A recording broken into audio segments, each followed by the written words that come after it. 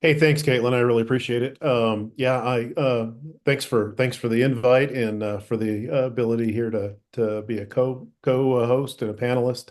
Um, this is a really important topic for customers, and we've gotten a lot of feedback on the simulator over the years, and basically what Shruti and Ritu have done here is to basically give everybody step-by-step instructions on how to access and use and leverage the Oracle Database Appliance Simulator. The ODA Simulator is a valuable tool for customers, and it just offers hands-on experience uh, to showcase all of ODA's features without the need for you to have physical hardware in the building or go to a solution center. And it's accessible free through Oracle, and it just provides, again, that realistic virtual environment for users to explore database management tasks, evaluate the ODA capabilities, and just to gain the confidence in using the appliance. And you can do comprehensive labs, and there's support for graphical and command line interfaces. So it just enables risk-free learning and helps customers make informed purchasing decisions. And so with that, I'm going to turn it over to Shruti and Ritu to walk us through this, and go ahead and take it away. Thank you. Thank you so much, Slade. Thank you for the introduction. And like you mentioned, the simulator is really, really important to get your hands on when you're just kind of learning the system or just for a refresher. It really simplifies everything. So let's just jump into it.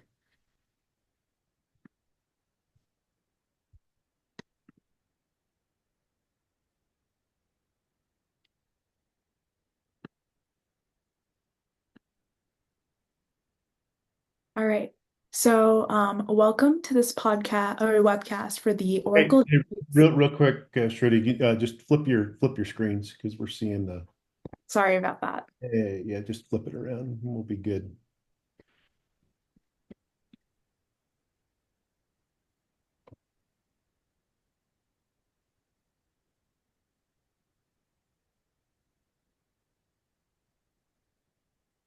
There we go. Thank Okay, you. perfect. Thank you. All right. So we're good to go now. So we're going to get started on going over this step-by-step overview on the Oracle Database Appliance Simulator. We're going to be talking a little bit about how to navigate the labs and the tasks for the Oracle Database Appliance. So again, if you're new, if you're looking for a refresher, this will be a bit of a comprehensive overview of the simulator. So our agenda for today, we will be talking about an overview, how to deploy the simulator on Oracle Cloud. We'll be walking through the labs, talking about how to monitor the system, and then talking about resources on how you can get started today. So a little bit of an introduction on the Oracle Database Simulator. This is a free tool and it allows you to get your hands on and get experience with the Oracle Database Appliance. Um, it is a risk-free environment, so you can not be worried about interacting with any of the live processes, and you can check out the features and go through the labs. And it is a helps simplify a lot of complicated concepts like patching and other tasks in a very easy way with the guided labs. It also has the same interface as a an actual ODA, so it's very simple and easy to understand. So we're going to talk a little bit about deploying the simulator on OCI, and then I will run through a video recording of doing it on an actual simulator. So this as accessing a normal Oracle database appliance with the simulator, you can do it through the browser user interface or the BUI or the command line, depending on your preference, whichever you would like to do. You can either click through the BUI or run one of these commands to do all of the tasks like deploying and patching and managing. So to get started with this, you can head over to the Oracle Cloud Marketplace. If you Google this, and also the slides will be published, just click the link to go to Oracle Cloud Marketplace. Once you're there, you can search up Oracle Database Appliance Simulator, and the first thing that should pop up should be this ODA Simulator. You can click Get the App, create a free tier Oracle account. If you already have an OCI account, you can go ahead and use that. But if not, you can register with the free account and then launch an instance and then get started with the simulator. And the route that you select would be the cloud or the ODA account for this. Um, so once you've done this, you can go ahead and create a compute instance. You should check that the ODA image is present when you're creating the image. You can select generate a key, save this private key to your device, and then click create to create the instance. And then we will also be going through this in the recording as well. Some things to note are that you should add an ingress and egress rule. You should be saving the private key. And then you should be accessing the VM through command line from the same directory in which you saved the private key. Some things to note before you get started with the simulator, with the labs, or before you log in to the BUI. Once you've created this instance, you should configure FirstNet by running this command on the CLI. And then you should, and this is the same if you were to get an ODA machine as well. And then you can check the connector connectivity. You can run this command and see that it is up and running. At any time, if you would like to stop where you're at in the lab and save your progress in the simulator, you can use the snapshot to save where you are currently at. Another option when you are setting the key is that there's a checkbox to enable multi-user access. So you can go ahead and check that if you're trying to enable the access. So now I'm going to jump in to a recording to kind of see how that looks on the simulator.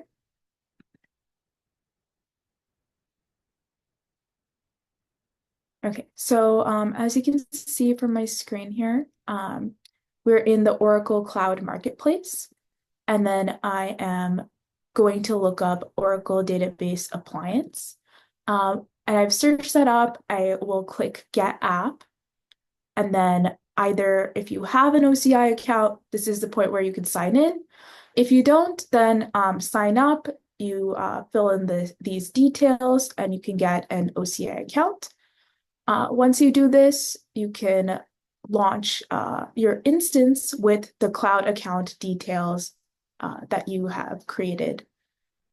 And then you should come to this form where you can see that the ODA image is here.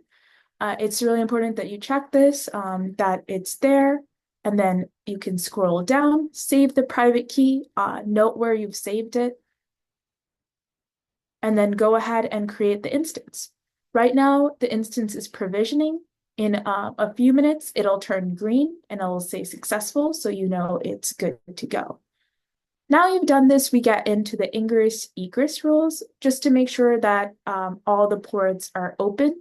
So we go to the security list, and then we add an ingress rule here, just making sure that all of the ports are open, and you can go ahead and add it. And then we do the same thing for egress as well, where we click egress, we add an egress rule, just making sure all the ports are open at this point. So once we've done that, we are good to go with the instance, and we can check by going to Oracle Cloud Instances that our instance is up and running, and we can see it's running, so we are good to go here. So I am going to head back to slides now and talk a little bit about all of the labs, and then we'll go back to the recording. So the labs that we're going to be talking about are guided tutorials on managing databases, patching, KVMs, multi-user access. The first of the labs is to deploy an appliance. So this process requires first configuring FirstNet, which we'll walk through in the recording later, and then updating a repository. So there's two commands for that. And then as soon as you've done that, you can get into the BUI. So the link for that on your URL would be the following. It's also included in the labs. It'll be the IP address. So the instance you created will have a public IP portion where you can add that in to the following. There is an agent certificate that you must accept. So before you go to this IP, make sure you go to 94 and then accept the agent certificate. And once you've done that, come back to this URL and then you can log in to the BUI. Once you're there, you can validate the deployment, go ahead and check the network. And the next lab, once you've deployed the appliance, is to manage the databases. This involves creating the databases, deleting a database, viewing a database. This can be done through the CLI or the UI, whichever you prefer. I have a screenshot here of describing the database in the CLI, and you can see it's pretty detailed. It has the description, DB name, version, DB edition, so all of the information on that, and we'll be walking through this later. And once you've done that, you can create a CPU pool. You can create and delete a database home. And then you can also go through the process of backing up your data. You can go to the backup data policy and choose whether you're backing it up through external FRA or Oracle Cloud or which of the options. The next lab that we will be talking about is the patching and updating lab. So patching and updating is very important to Oracle Database Appliance. We release them at a quarterly cadence, and it's an automated patching process. We have these rolling upgrades for shared storage, and it provides a lot of thorough testing for the entire stack. And through the simulator, you can go through the patching process really easily and just kind of get an idea on that. So we'll be going through steps to update the repository, updating the DCS agent and the server, and all of the steps necessary for patching. And then we'll follow along on the patching database lab on how we can update and patch the database, and then view the patch database using the list database commands. We will also be talking about virtualization, and Ritu will be stepping in toward the end of the presentation to talk more about this. ODA has two types of VMs, an application VM and a database VM. We will be talking about how customers can deploy and manage their own applications within an app VM and kind of the process of how to create an app VM on the simulator. And then also creating a database VM where you can deploy and manage your databases through these KVMs. So you can isolate the databases and run application workloads and patching and a lot of these other features utilizing the KVMs. So we will go through the process of what are the steps, creating the CPU pool, VM storage, virtual disk, networks, and then creating the instance for the application VM. And then we will also be talking about creating the database VM, how to download the DB system, and then creating the database VM. We'll also be discussing multi-user access feature. This is how to create a new user, how to grant that user permission, and then creating a resource from the user. And then once we've covered all of these labs, we will talk about monitoring and viewing all of the resources on the ODA simulator, where you can find all of the advanced information, where you can monitor your hardware view, memory, cooling, network, and see your storage configurations, review the application, where you can do all of that. So I'm gonna now get into a recording through the labs for this.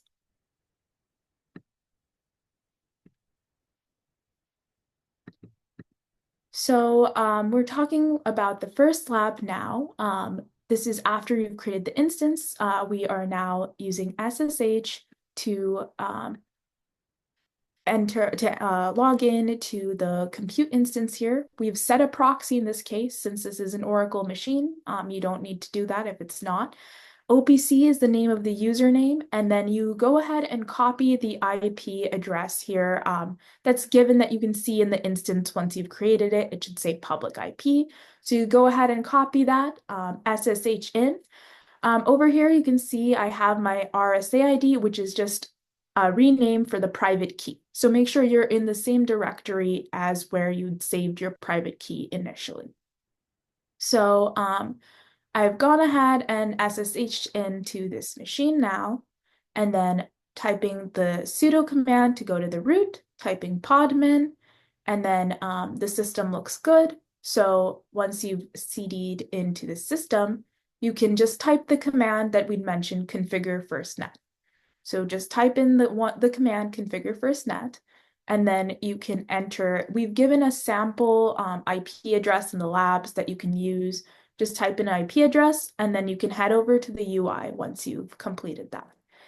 So this is the original URL for the UI that I had mentioned. You have to accept the agent certification. So the port number is 7095, as we can see here. We make it 7094 so that we can accept the agent certification. And then we head back to 7095 so that we can log in. Here, since it is the first time I'm logging in, I get to configure the password and then enable multi-user access if I would like multi-user access. Once I've done this, I can log in to my ODA Simulator UI and view the UI.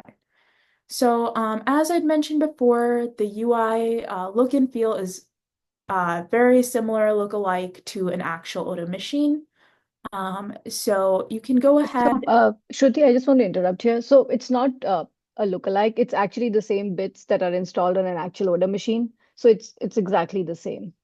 Okay, yeah. Yeah. So it's the same exact same UI and same process, and running scripts are going through MySQL as well. So so now we'll go ahead and create an appliance. So going through the steps for the appliance, you can enter in the host name. You can choose the storage percentage here, choose the group, then select enter in a system password, and I've chosen data between data and Rico here. Then you can go ahead and enter in the database information, put the password, add in the DB name, and add in the ASR password, and as well as the username, which is the same as your email on which you created the OCI account. So once you've done all of this, you can go ahead and click submit, and then create an appliance, and then the appliance, you'll get a message, the appliance is being configured, and then you will see the appliance. So here you can also click through and see like VM details, appliance details. When you click on the tabs, you can go ahead and see all of these details. And then we will head into the second lab, which is how to manage databases, which is the next tab after appliance. So once you've created an appliance, you can go ahead and go to the databases lab, where you can create a DB name. As you can see, there's options to there's an option to upload database information as necessary. You can reload a DB version. You can put in a DB name and specify the storage, in this case ASM, set a password, and then go ahead and create a DB.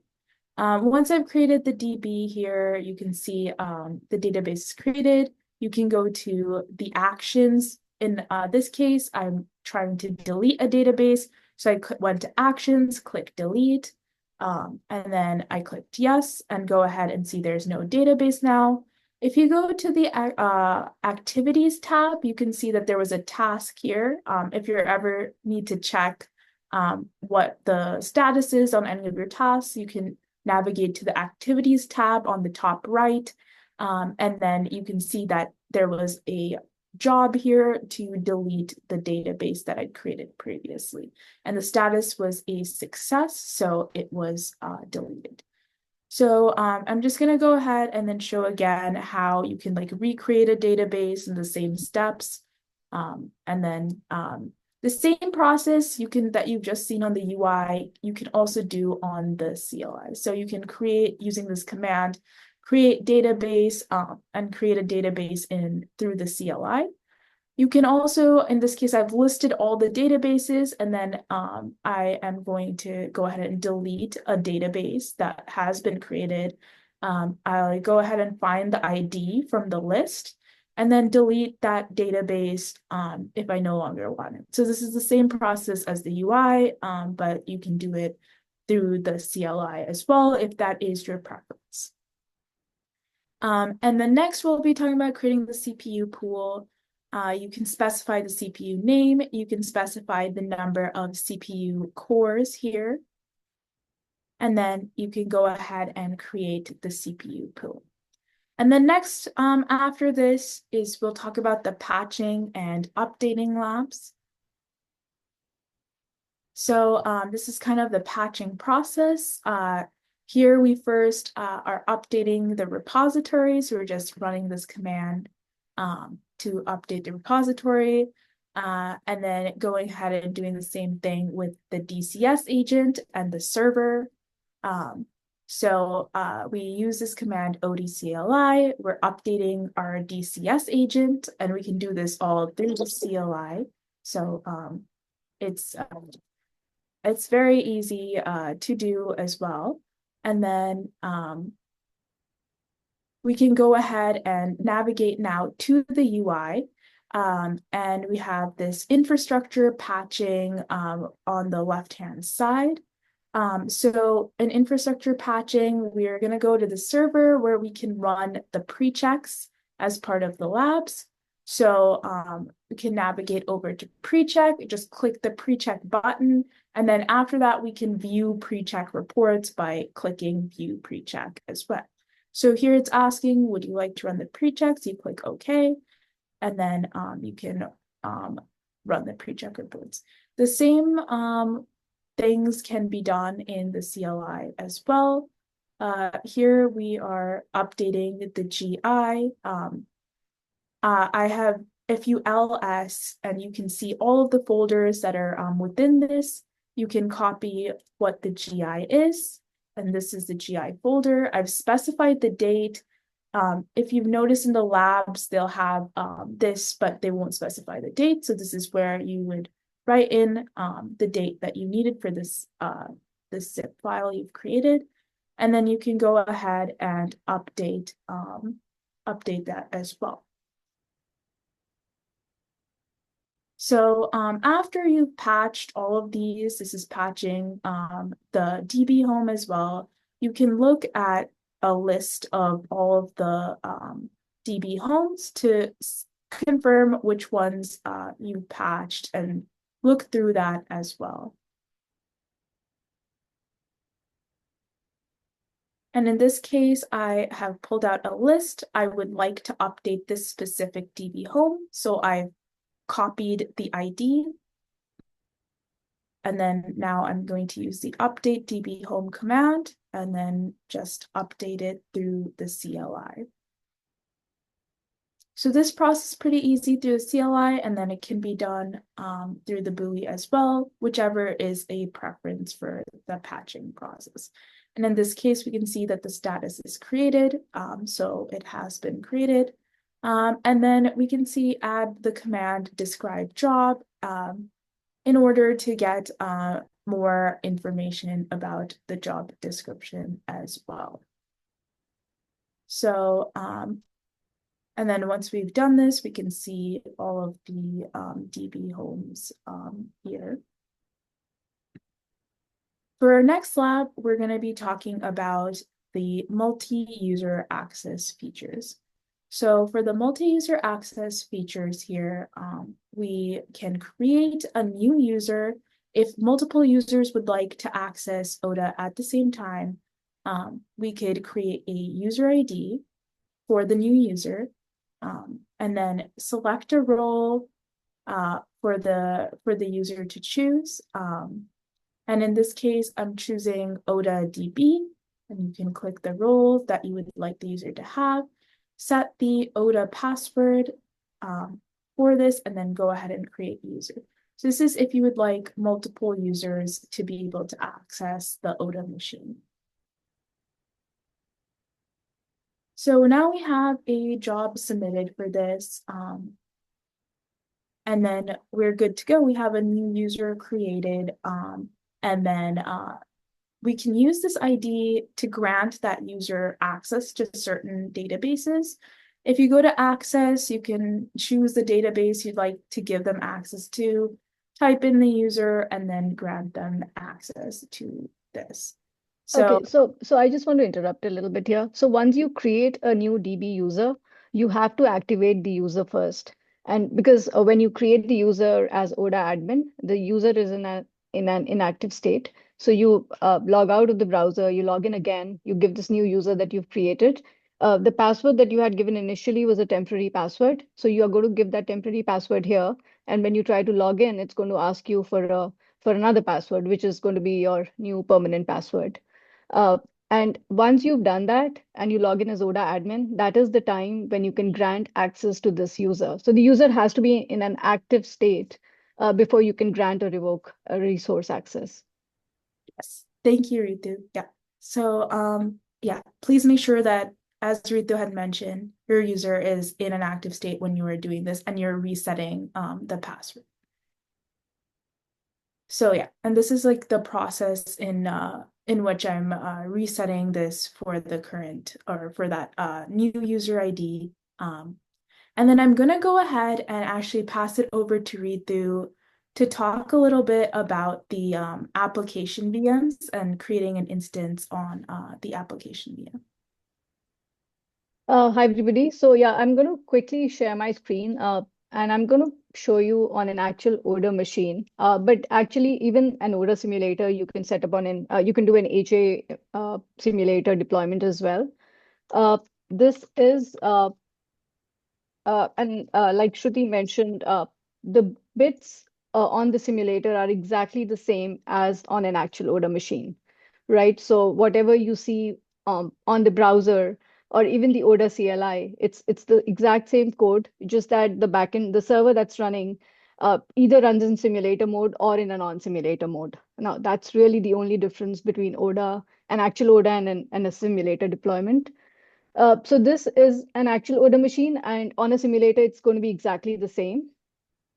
So you can create KVMs here. So there are 4 different tabs that we show to create the virtual network. So you can go ahead and click the create button, create a new virtual network, create a vdisk, right? So you can go ahead, go through these various forms, create a disk name.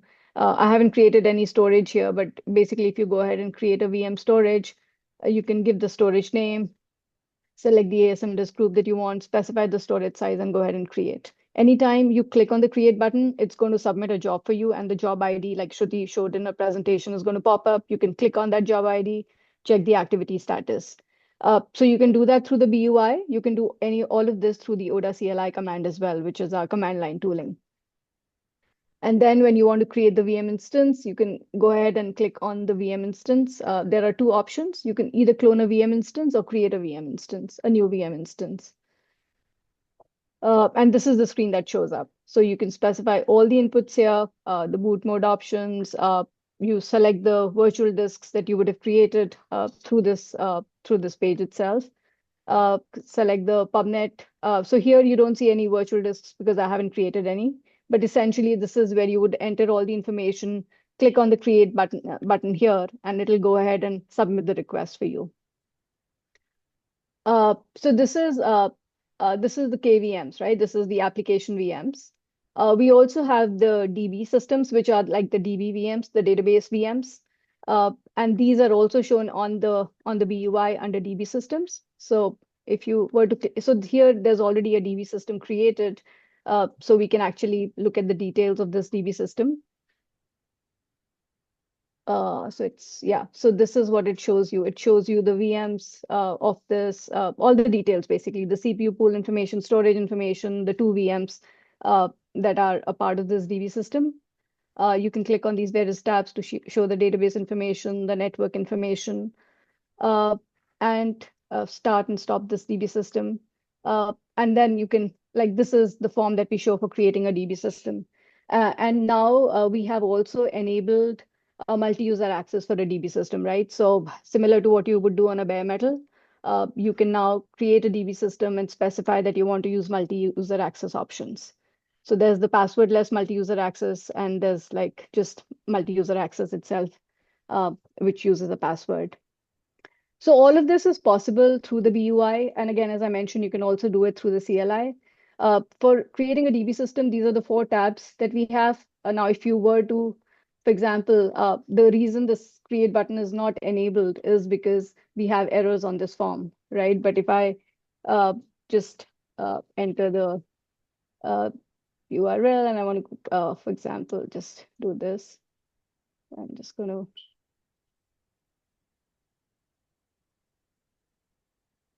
So these errors, like whatever you see in the BUI, right, those errors would kind of go away. We could enter the network information. And so once you filled in all the information, that is when you can click on the create button. The create button would be enabled. There's an option to save the configuration. So whatever you have entered on the form here, on the page here, you can save it as a JSON file. So for example, if you click on the JSON file, on the save configuration button, it's going to prompt you for the file name through as which you want to save this JSON onto your machine.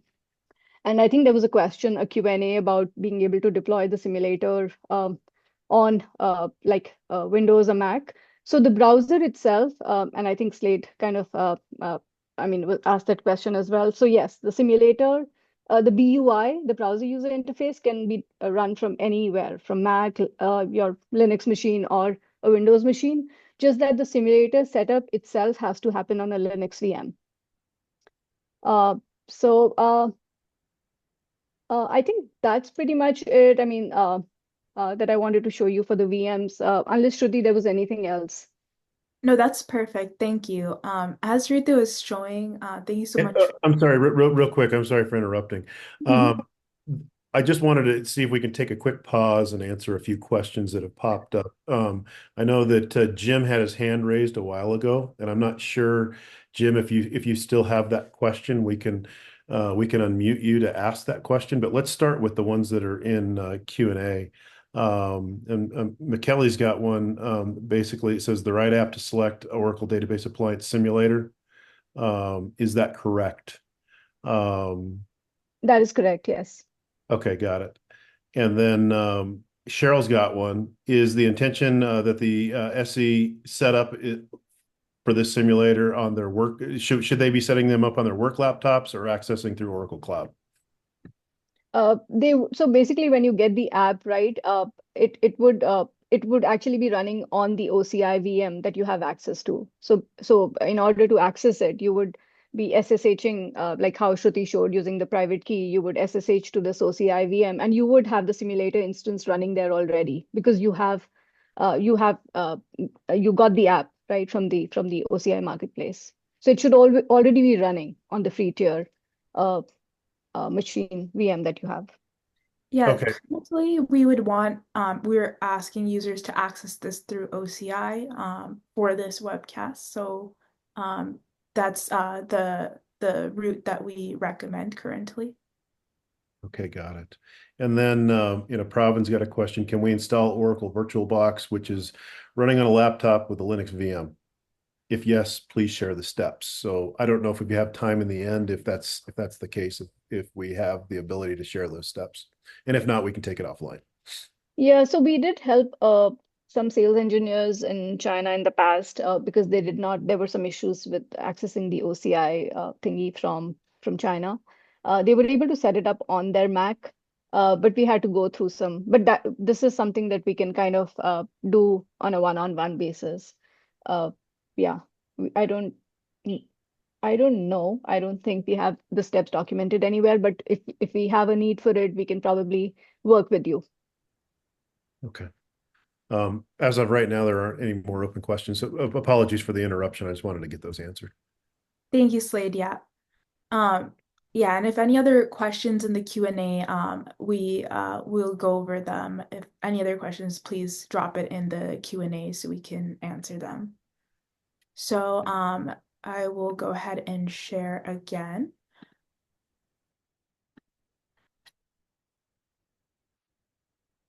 So the final lab that we're going to talk about is monitoring the end resources.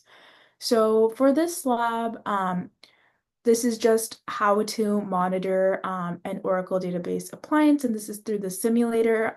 If you go to the monitoring tab on the top over here, you can check out the hardware view. You can look at a summary of storage, memory, power, cooling, and all of these other features. And then you can go ahead and click into the memory or the hardware view, or go through each one of these as needed. So in this case, I am clicking through the hardware view. So you can see this is the ODA device, and then you can see the storage, what is the disks, an overall hardware view for users who are just trying to get a better understanding of the ODA hardware. As well as a memory, and then what is the power supply, cooling, networking, and all of these other features as well. So users can just click through and also go to the feature tracking. And then there's a high watermarks tab as well. So what is the maximum usage of the CPUs or the memory or anything else? So they can see the maximum usage over here in the monitoring tab. So that concludes our last lab over here. So we will go back to the slides, and which is how to get started with the ODA. You saw one of the Q&A was where to go. So we have this on the slides, which will be published. You can just click this link. It goes to the cloud marketplace, and you just type Oracle Database Appliance Simulator. And then as soon as you type that, the first image should be the Oracle Database Simulator. You can just click it, go through the steps that we talked about. There is documentation, very detailed documentation on all of the labs. So once you get started, you can click the lab documentation and follow along to go through all of the steps that we talked about today to get a better idea of whichever task you're looking for. We will also be publishing this on OTube as well as the YouTube channel. So we have as well as other updates on ODA. So that is a great resource to check out as well. And I think we'll head over to the Q&A if anyone has any more questions. Thank you so much for your time.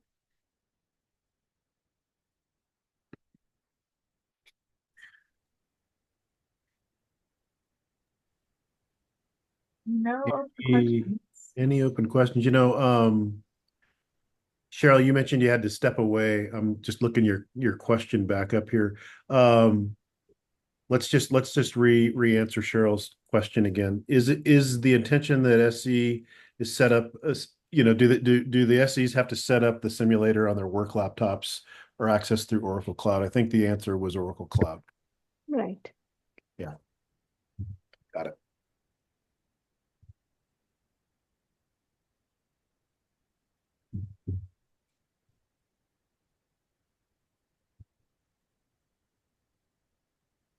If anybody would like to ask something live, we can also, if you raise your hand, we can unmute you, leaving that as an option.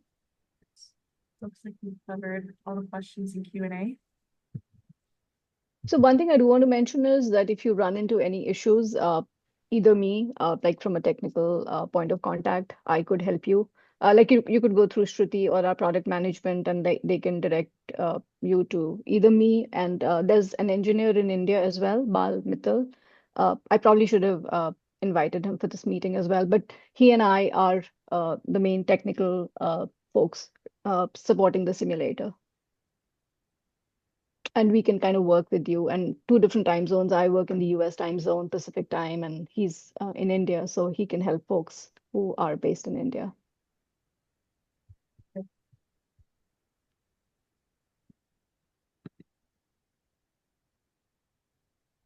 Any other last comments before we close out?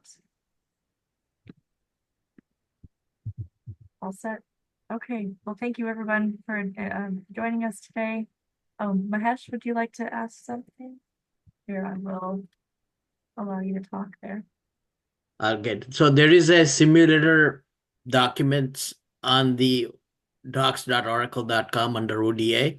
Is that a valid document still, or? Yeah, we are trying to keep it up to date. So our doc writer is keeps it up to date for each release. So anytime we release ODA, we also update the simulator guide. But Okay, if you so if you see any issues, I mean, please let us know, and we can always work with our doc writer. well, as my manager mentioned, right now the issue is whether we SCs have access to OCI. So that's the Okay. first thing we have to resolve. Okay. We had for a while an email that said, "Do you have access?" And then another email came, and I think they took the access away. And we had that problem a couple of years ago, and it may be back. So they don't give access to employees, but we'll see if we still have access. You can also create a free cloud account with your personal email or Oracle email, either But way. yeah, that's what I meant. They Oracle employees, at least a couple of years ago, were not given OCI account access, or so we'll see. Thank Yeah, I you. think sometimes you have to use your personal email. I kind of ran into that issue as well, where I couldn't use my Oracle. Yeah, but then that has all the other issues that can come with it. Yeah. So Yeah. okay, thank you. Tim asked the question in Q&A, have you any use cases where the simulator was effective or, helpful for the giving a demo? So the simulator is regularly used, or it's used for a lot of trainings, and it's used for a lot of like to explain. I know one case was that, and I think Ritu can talk about this as well, like had downloaded, customers had downloaded in China to go over like a OCI simulator use case when they were non-OCI users as well. So a lot of the training that happens with the simulator. And yeah, also I want to add that some of our partners in Europe, especially, they use it to reach out to potential customers to just give them a quick overview of what the appliance looked like, what are the processes, what are the capabilities that they can achieve by using the simulator. Great point. Yeah, and I think one advantage is that anytime we release ODA, we also release the simulator. So any new feature that's going into the actual product, right? If like just for customers, right, you can actually see them on the simulator and maybe decide whether you really want to buy the actual product or not. I mean, these are just to kind of engage more with our customers, and it's easy to deploy, right? You don't need actual hardware, right? So yeah.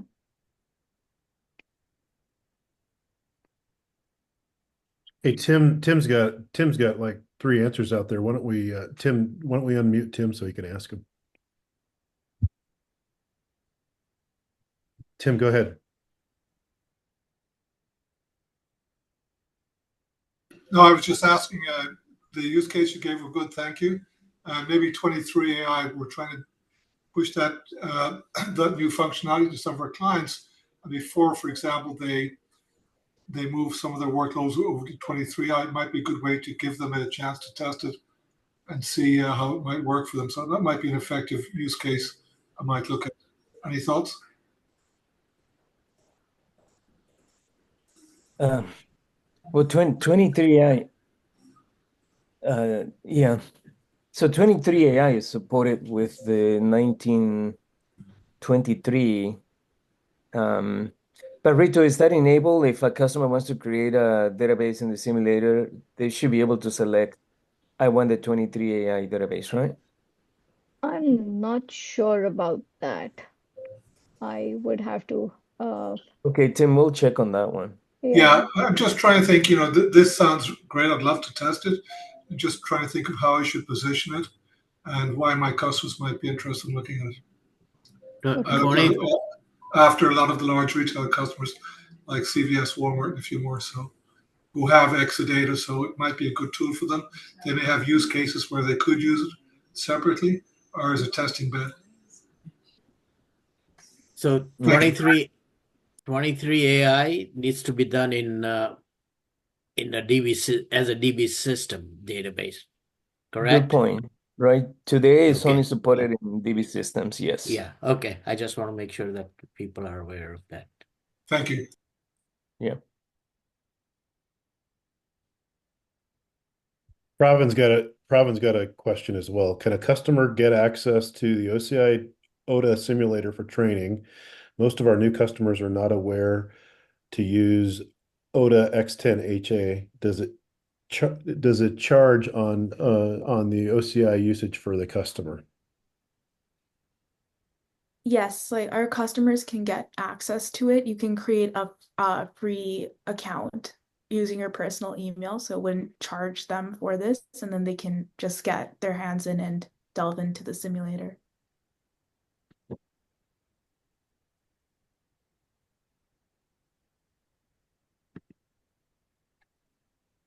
And again, if anybody has any questions, you can reach out to anybody on this call, but the folks that are supporting it, you can reach out to Ritu or any of us.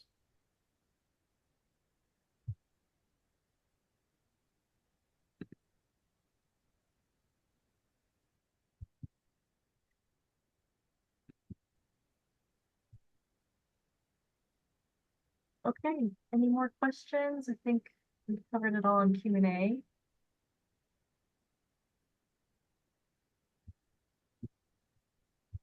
All right, all good. I think we might be ready to close it out. So thank you everyone for joining us today. And as said at the beginning, be on the lookout for the replay, the link, and which will also include the slides. If you're subscribed to our channel, you'll get that link directly to your email. So be on the lookout for that. And thank you. We hope to see you at our next sessions. Thank you. Thanks. Thank you.